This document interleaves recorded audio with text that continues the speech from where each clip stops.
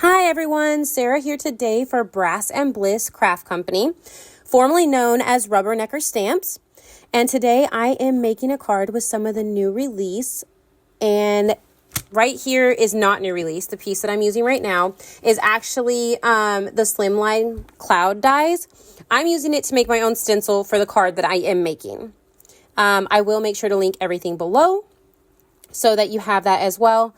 But I'm using both dies that come in this set, and I'm cutting it on each side of this acetate so that I can use it as a stencil for the card that I'm making. And so I'm going to go ahead and put those away, and I'm going to trim down my little piece of acetate because there was a piece that was still stuck. That's what I'm doing right there. And this is just a piece of scrap paper that I pulled out for the back of my card because it'll be layered on top of. I did unfortunately not think, because yes, the inks and stuff are a little new to me because Brass&Bliss carries their own inks and they're awesome. They're color fuse. And, but when you reorganize a craft room or something, sometimes it takes you a while to get used to things and be able to grab for them again. That is what I did. But now I've got them closer and I can grab for them more, thankfully. But right here, I went ahead and added the clouds to the background, and I'm adding a little bit of splatters on top of that in the same blue color. I just wanted the clouds. I didn't want them to be really strong or anything like that because it is just going to be behind everything. I also went ahead and grabbed my Prima metallic watercolors out of my stash because I wanted to use some of that beautiful gold, and I splattered it on the background as well. I'll go ahead and put that up, and I will sit this to the side and clean up my little mess. And here I'm going to go ahead and I am going to pull out, this is the base of my card. So I'm going to pull some other inks out, and I am going to splatter the base of the card with these inks as well, just so that it's not plain. It's got a little bit of, kind of looks like texture to it still. It is a textured cardstock, but I like the splatters. It's just me. It's preference, I guess. I enjoy the splatters. I don't do it to everything, but I do it to a lot of things. So I will move this, set it aside to dry, clean off my little area, and then I will go ahead and dry it off a little bit because I decided to do a little gold splatter on this one as well. Yes, sometimes I forget what I've done until I'm rewatching the videos again. Anybody else do that? So I hope I'm not the only one. And here I'm going to go ahead and clean up my mess. And now I'm going to actually pull out my stamping platform here. And I'm going to stamp these adorable little bears from Bear Hugs Enclosed. That's what this set is called. And they're so cute. I wanted to make sure to stamp 3. I have a specific reason. There are 4 bear in the actual set, but I wanted to stamp 3 and some of those cute little balloons because of the way I am doing my card. I don't know if anybody else does this, but I always stamp extra just in case when I am, deciding to color and stuff. I grabbed the lightest Tombow mono marker that I had, or the Tombow, I can't even keep the names right. But the Tombow water-based markers that I have, and this is a N95. I grabbed it just to add my shadows because I wanted to keep these bears white, but I also add the gray to their muzzle area and their eyebrows. I kind of keep them in the same color family as the cute little bears on the front of the stamp set itself. So that's what I do here.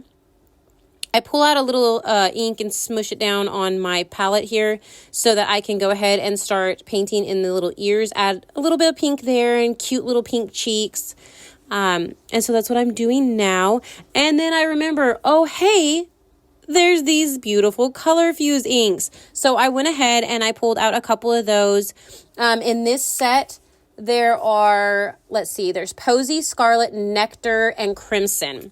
And I used 3 of these because the fact that they react with water, fantastic. You can water them down more to make them lighter and then go in with a more concentrated bit and add it as the shadow. So that's what I'm doing here. I went ahead and used those 3 colors to do that and added my shading and everything. Some of it did go outside of the lines a little bit. I had sat them off to the side and let them dry a little bit and came back to it later. But the little bits that went outside the lines on the hearts, you can't really even tell but I can. So I went around with my white jelly roll pens and fixed that so you can't see it because it bugged me. And so here, there are dies for these. I did not get the dies. Not a big deal to me because I like to fussy cut. And on the bottom portion of these guys' bodies, I am not being careful. I'm going a little faster because the bottom portions, like their little legs and stuff, aren't going to show with the card that I'm making. So like I said, I'm not really being careful. I could have actually probably cut their legs off. It wouldn't have been a big deal. But I'm a little more careful around the head and like the little arms. And then after that, I really don't care. You'll see that I just kind of leave some of the cardstock down by their legs and stuff. So it's not, like I said, a really big deal to me. I will go ahead and finish this one, and then I will fussy cut that last one out. And then it will go to me cutting out those cute little balloons because I'm going to add them with one of my little bears. Because I am making... I guess it doesn't technically have to be a Valentine's Day card the way I make it, but I still thought it was cute, and it can be used either as a Valentine's Day card or just a nice card to give someone you love. So, because it doesn't technically say anything about love, and you'll see that here in a little bit.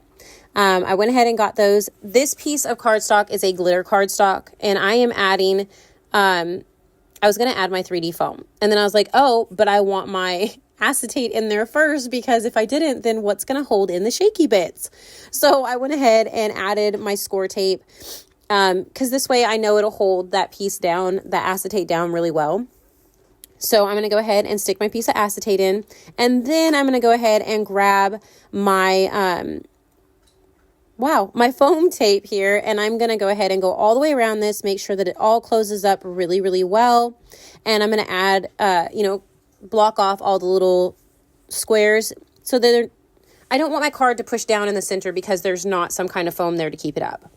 So here I'm making sure that the acetate is clean, that there's nothing sticking to it, and I am trying to see where I want my bears to go. So here I'm going to go ahead and cut this little area between the hand and the neck on this bear so that I can slide my balloons in there. Because I want them to stick, but I don't want them to be, all on their own. Again, easy to do, not a big deal. And this is how I'm trying to see if I can get them to go where I want to. I'm just sliding them underneath. Like I said, the bottom of their body is not going to matter to me. Here, I'm going to go ahead and start tacking them down so that I know where they go. I can check it again when I stick my stuff over it. I move this bear completely, and I don't want to touch it back to the acetate because it does have glue on the back now. And luckily, I don't push it down completely because I still had time to move it. And that's also a good thing about, liquid adhesive. I placed my acrylic block on the bottom too while I was messing with the top one. And I got it where I wanted it, stuck the acrylic piece on, trying to decide what kind of sequence I'm going to use, and I'm going to add the adhesive to the back of this. I start pulling it off, and I'm like, hey, I want to get the shaky bits in first. So here I am, and I'm adding that to the actual part that has the acetate. I do things backwards all the time. I know most people would have probably put it on top of the bears. I went backwards. So here I'm trying to see if I can get them lined up. I don't press it down. I pick it up and I look, and then I seal it down because I know that's where I want it.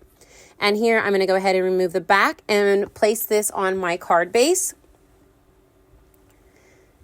And then I'm going to shake it up a little bit, make sure that everything's moving like it's supposed to. And I'm going to pull that stamp collection out again because it has a ton of sayings. And again, not every single one of them has to do with Valentine's Day. So it's versatile. You can use it for different things. And I love that. At first, I think I'm going to put my sentiment, which is bear hugs enclosed. I'm thinking, okay, I'm going to put this on white. And then I'm like, oh no, because it may be glittery white cardstock that's on the front. It's still white.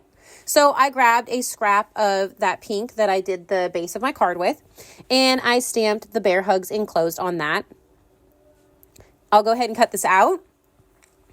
And then I'm going to, I call it a fishtail. I turn it into like the little banner ends on both ends of this is what I use as, That's what I call it, at least. I cut the little ends, and it's like little banners on both ends.